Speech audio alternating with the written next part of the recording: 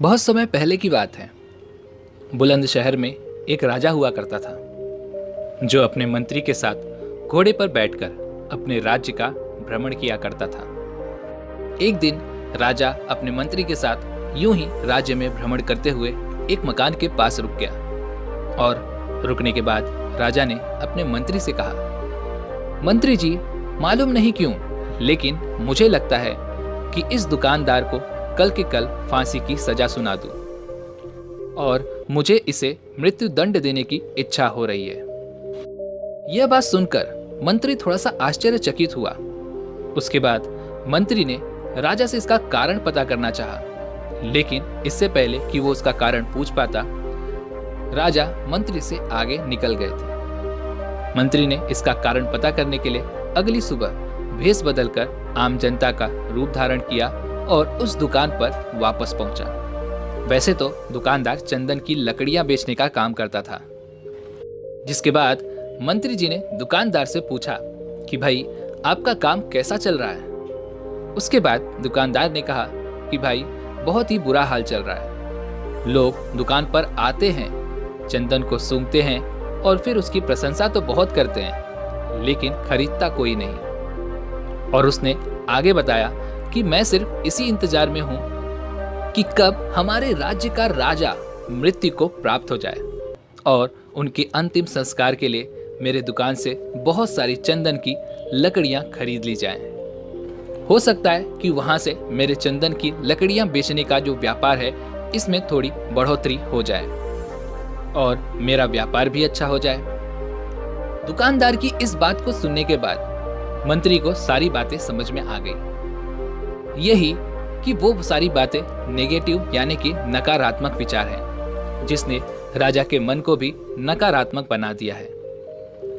लेकिन मंत्री बहुत ही होशियार और बुद्धिमान था, इसलिए उसने सोचा कि मैं इस दुकानदार से थोड़ी सी चंदन की लकड़ियां खरीद लेता हूं। उसने दुकानदार से कहा कि क्या मैं आपसे चंदन की थोड़ी सी लकड़ियां खरीद सकता हूं। इस पर दुकानदार ने खुशी खुशी कहा, हाँ क्यों नहीं। दुकानदार तो मन ही मन ये भी सोच रहा था कि काफी समय से कुछ बिका ही नहीं है, तो मैं भला ना क्यों कहूंगा।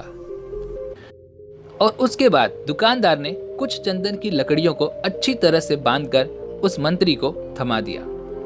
वह चंदन की लकड़ियां लेकर मंत्री अपने घर को लौट गए। उसके बाद मंत्री अगली सुबह राजा के दरबार में पहुंचे और उसने राजा से कहा कि राजा, वो जो दुकानदार है ना, उसने कुछ चंदन की लकड़ियां आपके लिए तोहफे के रूप में भेजी है। यह बात सुनकर राजा बहुत खुश हुआ और मन ही मन सोचने लगा कि मैं बेकार में ही उस दुकानदार के बारे में गलत सोच रहा था। राजा ने चंदन की लकड़ियां अपने हाथ में ली और उसे सूंघा।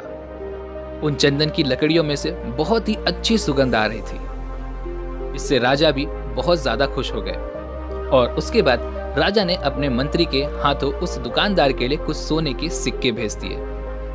मंत्री जी फिर से वही रूप धारण करके अगली सुबह फिर से उस दुकानदार के पास गए और उस सोने के सिक्के को उस दुकानदार को दे दिया। और मंत्री ने दुकानदार से कहा कि ये भेंट राजा की तरफ से है। उसके बाद दुकानदार बहुत ही खुश हुआ और मन ही मन ये सोचने लगा कि मैं बेकार में ही अपने राज्य के राजा के बारे में बहुत गलत सोच रहा था। राजा तो बहुत ही दयालु हैं। और इतना कहकर महात्मा बुद्ध ने इस कहानी को यहीं पर समाप्त कर दिया और अपने शिष्यों से कहा कि अब आप मुझे बताइए कि इसमें कर्म क्या है।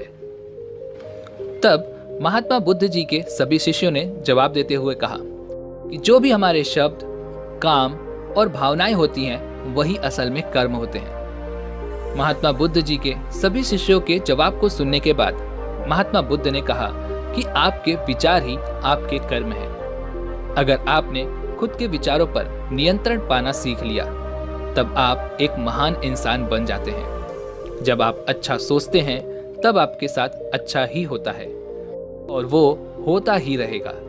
दोस्तों, इसलिए मैं भी कहना चाहता हूँ कि अगर आप अच्छा सोचेंगे तो दूसरे लोग भी आपके बारे में अच्छा ही सोचेंगे और आपके साथ हमेशा अच्छा ही होगा। दोस्तों, इस पर स्वामी विवेकानंद जी ने भी कहा है, हमारी सोच ही हमारे कर्मों को निर्धारित करती है। इसलिए हमें हमेशा अच्छा और पॉजिटिव सोचना चाहिए। दोस्तों, उम्मीद है कि आपने आज की इस वीडियो से ज़रूर कुछ न कुछ सीखा होगा। तो वीडियो को लाइक और अपने दोस्तों के साथ शेयर जरूर कीजिए ताकि ऐसी और अच्छी बातें और लोगों तक भी पहुंच सकें। इसी के साथ में चैनल को सब्सक्राइब और घंटी बटन को भी ज़रूर से दबा दीजिएगा ताकि आने वाली वीडियोस की नोटिफिकेशन आपकी डिवाइस पर टाइम टू टाइम मिलती रहे। तो चलिए मिलते हैं ऐसी एक और वीडियो में, तब तक के लिए अपना ख्याल रखें। धन्यवाद।